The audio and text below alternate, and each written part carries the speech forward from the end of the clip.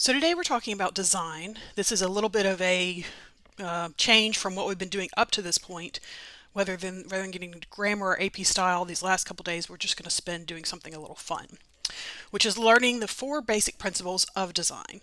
And they are contrast, repetition, alignment, and proximity. We're going to talk about each one of these and what they mean, and learning them is going to help you to become a better designer, okay? Better able to kind of see how to put things together. You may notice that the acronym, this spells CRAP, is a nice way to remember the four principles of design. To start, I just want to show you something that I thought was a good design I found in our hallway a little while back, and it has a really strong alignment down the side here to the left, which looks nice and very clean. So this makes it a good design. It's very confident and bold.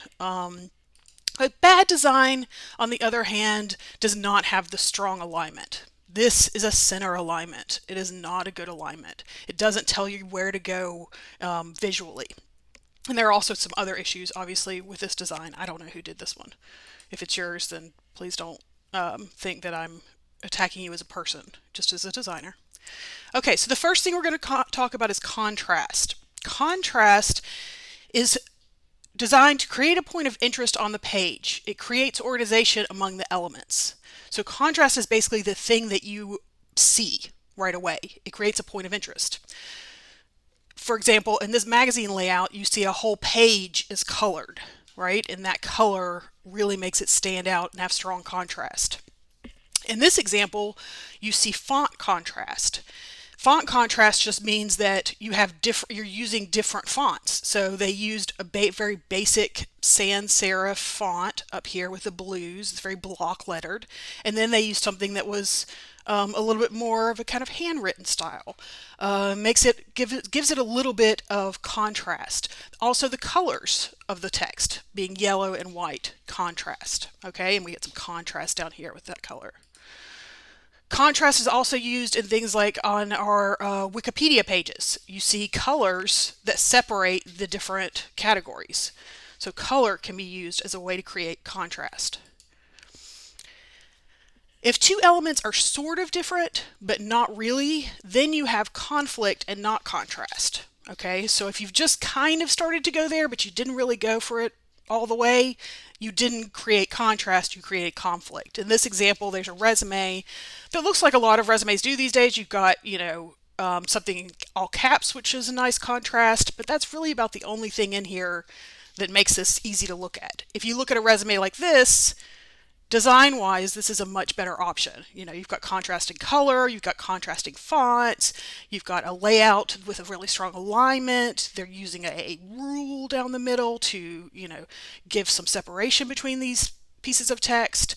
It's just much better visually. This is another example of conflict.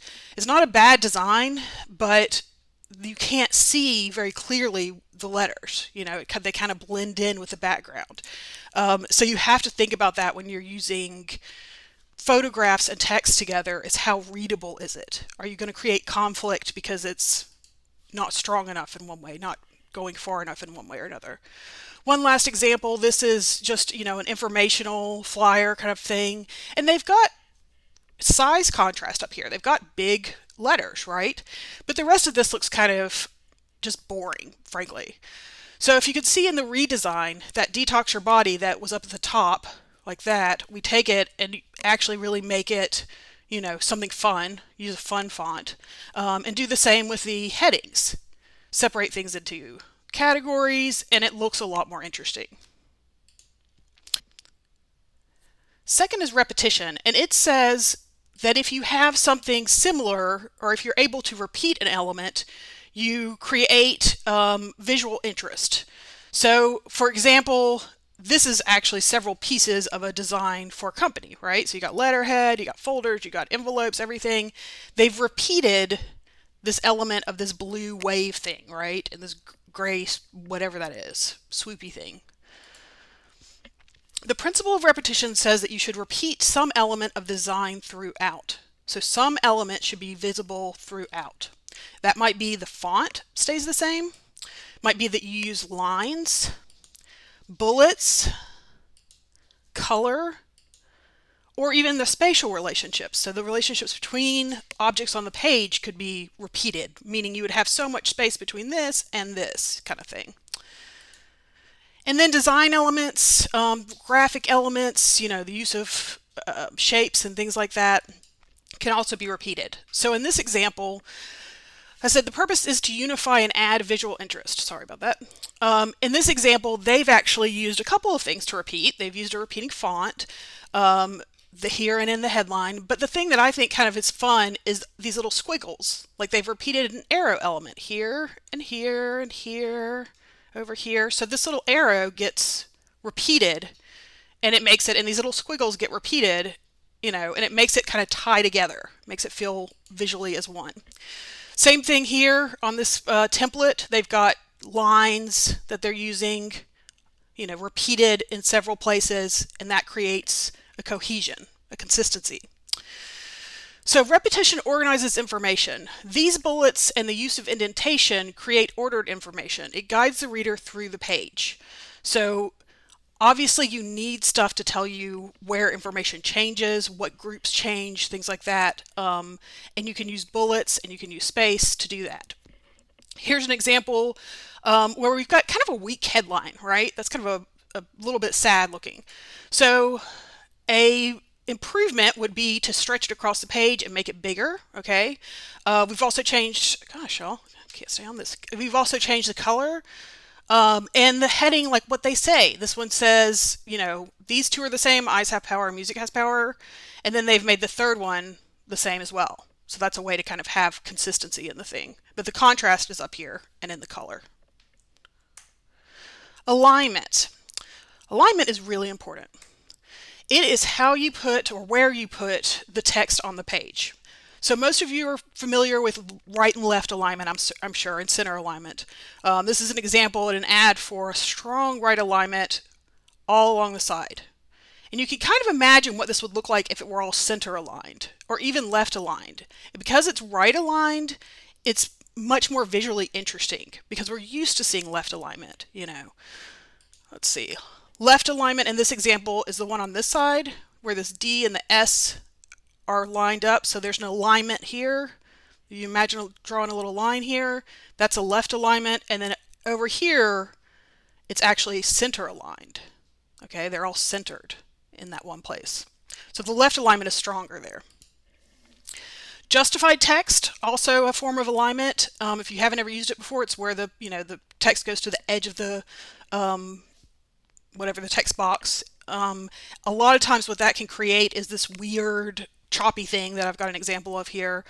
So you have to be a little bit careful about justifying your text. It can look really nice on a newsletter or on just about any kind of publication, but you have to be careful. If it's too short lines, you'll end up with a lot of big gaps.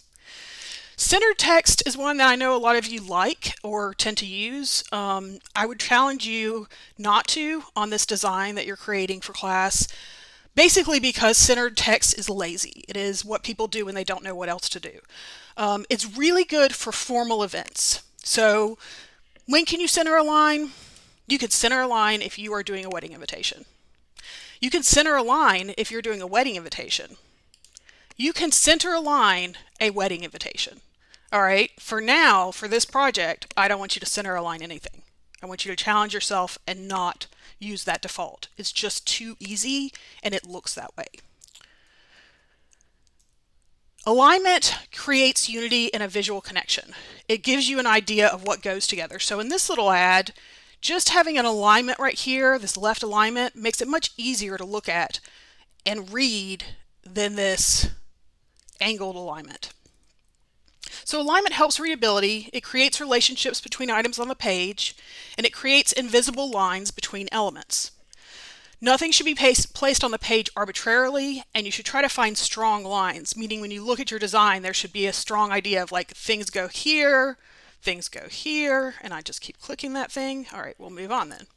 Proximity, this is your last one. Proximity is grouping. It is putting things together that go together, okay? So in this example, it's a mocked up business card. We've got a heading, we've got contact information, nothing is grouped together. So there's no proximity happening here. This person has completely failed. Here we see a heading grouped with an address and then some contact information at the bottom, and it's much more visually pleasing. We're much more able to understand where our eye should go. So that's proximity. Here's an example that is not as extreme, but just as important. Here we have no grouping. We have only the separation of the bold, but we don't have the actual physical groups moved separately. And in this example, we do. We have a space between those, making it so much easier to understand what the categories are. Here's one more example. This was from a menu that got revised. Originally, I mean, you couldn't tell anything from anything. And then you get the order of bolding the headings, having the space between the text.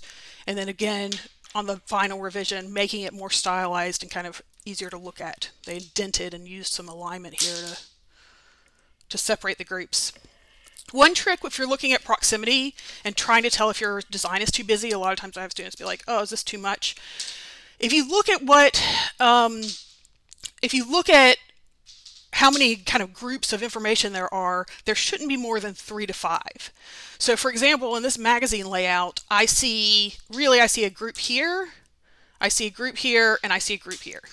So that's a good layout. There's 3 definite groups. If there were a group here and a group here, and you had some flowers over here, and you had a picture over here, and then, and they weren't grouped together, they were just floating in space, that's when we would have a problem with proximity.